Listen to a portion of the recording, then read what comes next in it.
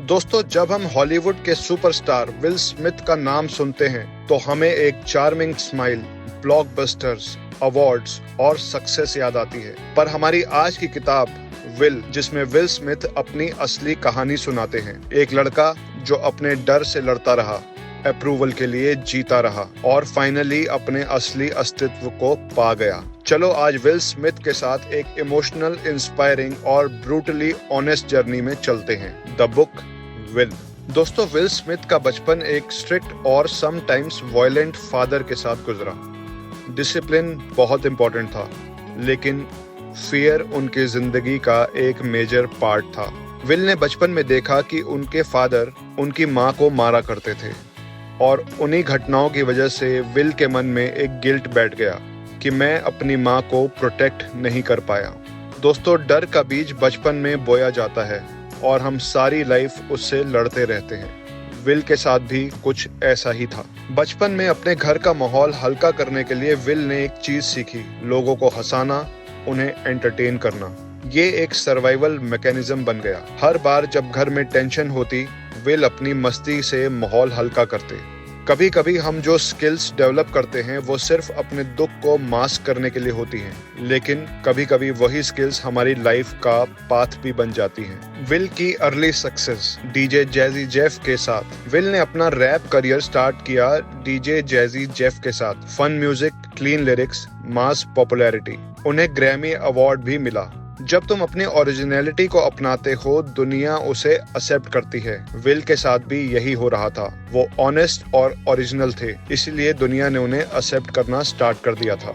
आपको ये जानकर हैरानी होगी कि विल एक बार बैंकरप्ट हो गए थे। इतनी सक्सेस के बाद भी विल का करियर क्रैश हो गया। ओवर स्पेंडिंग, टैक्स प्रॉब्लम्स और बैंकरप्सी। जब विल टीवी शो में गेस्ट अपीयरेंस मांगने गया तो लोग उसे पहचानने से इनकार करते थे। सक्सेस का हाई कभी परमानेंट नहीं होता दोस्तों। लाइफ में कभी कभी सब कुछ गिरता है ताकि हम नए तरीके से उठ सकें।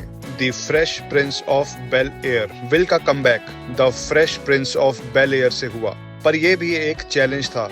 एक्टिंग एक्सपीरियंस जीरो, लाइंस याद नहीं होती थी, डर कांस्टेंट था। मगर विल अपने को स्टार्स के डायलॉग भी याद करता था ताकि परफेक्ट टाइमिंग मेंटेन हो सके। दोस्तों, इससे हमें सीख मिलती है, जब डर लगता है और तुम फिर भी एक्शन लेते हो, वहीं से तुम्हारी ग्रोथ होती है। The pursuit of greatness. Will Smith perfection के लिए ऑब्सेस्ड था। हर सीन में बेस्ट परफॉर्मेंस, हर मूवी में बॉक्स ऑफिस डोमिनेशन, पर अंदर एक खौफ था, मैं काफी नहीं हूँ। परस्यूट ऑफ हैप्पीनेस मूवी के लिए विल ने कई महीनों तक होमलेस लाइफ को क्लोजली ऑब्जर्व किया ताकि कैरेक्टर फील कर सके, और उन्हें ये रियलाइज हुआ बाहर के अवार्ड्स तब तक अधूरे हैं जब तक अंदर का एक्सेप्टेंस नहीं मिलता। दोस्तों, विल के रिलेशनशिप में भी स्ट्रगल्स रहे।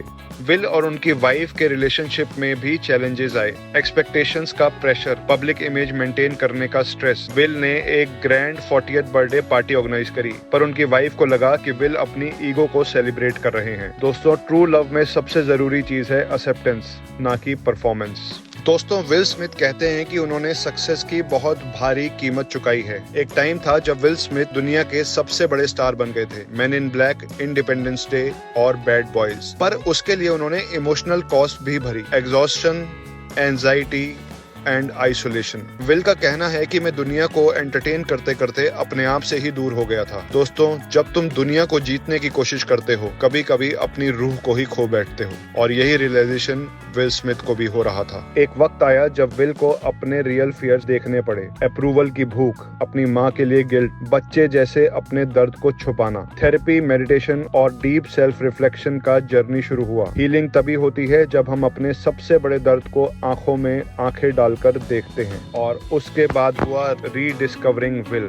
विल फाइनली समझ गए कि मैं किसी के अप्रूवल का स्लेव नहीं हूँ, मैं किसी इमेज को मेंटेन करने का टूल नहीं हूँ। मैं बस एक आम आदमी हूँ जो जीना चाहता है अपने असली रंगों में। दोस्तों, सोशल मीडिया पर विल अपने रियल रॉ मोमेंट्स शेयर करने लगे, विदाउट फिल्टर्स। उनका ये मानना था कि उनकी असली फ्रीडम उनकी असली सेल्फ को एक्सेप्ट करने में है, ना कि दुनिया को इम्प्रेस करने में। दोस्तों, विल स्मिथ एक चीज बार बार एम्फसाइज करते हैं, द पावर ऑफ डिसिप्लिन। वो कहते हैं टैलेंट इंपॉर्टेंट है पर डिसिप्लिन सबसे ज्यादा पावरफुल चीज है। जब विल ट्रेडमिल पर रेस करते थे तो उनका एक रूल था कि मैं ट्रेडमिल पे गिर जाऊंगा पर जो टारगेट मैंने सोचा है उससे पहले रुकूंगा नहीं। दोस्तों, जीतने वाले लोग कभी कभी सबसे टैलेंटेड नहीं होते, वो सबसे ज्यादा डिसिप्लिन्ड और मेहनती होते हैं।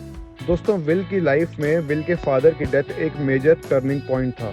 उस इंसिडेंट ने विल को उनकी लाइफ का डीपर मीनिंग समझाया। उन्हें समझ आया कि हर इंसान अपनी कहानी का डायरेक्टर होता है। लाइफ का सबसे बड़ा गिफ्ट है कि अपनी चॉइसेस के लिए पूरी तरीके से जिम्मेदारी लेना। दोस्तों, विल की कहानी एक सुपरस्टार की कहानी नहीं है, ये कहानी है एक इंसान की जो अपने डर से लड़ता है, जो अपने गिल्ट से मुक्ति पाना चाहता है, जो अपनी असली आजादी ढूंढता है। और हम सब इस कहानी में कहीं ना कहीं अपने आप को भी देख सकते हैं। दोस्तों, जिंदगी एक परफॉर्मेंस नहीं है, ये एक गिफ्ट है। विल स्मिथ कहते हैं, हर किसी को अपनी कहानी लिखने का हक है, अपनी कहानी में हीरो बनने का हक है। तुम्हारा पास्ट चाहे जैसा भी रहा हो, तुम्हारा फ्यूचर अभी लिखा जा सकता है। किसी और के अप्रूवल की तलाश छोड़ो, परफेक्ट दिखने की कोशिश छोड़ो, बस अपने असली इमोशंस के साथ जीना शुरू करो। दुनिया की सबसे खूबसूरत कहानी वही होती है जो अपने असली रंगों में लिखी जाती है, फ्लॉज के साथ और विक्ट्रीज के साथ। अपने आप से दोस्ती करो, अपनी कहानी को अपनी शर्तों पे लिखो। Be real, be raw, be you. दोस्तों, यही मंत्र है जिंदगी जीने का। That's it in this video. दोस्तों, मैं उम्मीद करता हूँ कि अगर आपको हमारी ये वीडियोस पसंद आ रही होंगी तो आप इन्हें लाइक और शेयर जरूर करेंगे। और अगर आप चाहते हैं कि हमारी वीडियोस आप तक ऐसे ही पहुंचती रहें तो हमारे चैनल को सब्सक्राइब करना ना भूलें। धन्यवाद।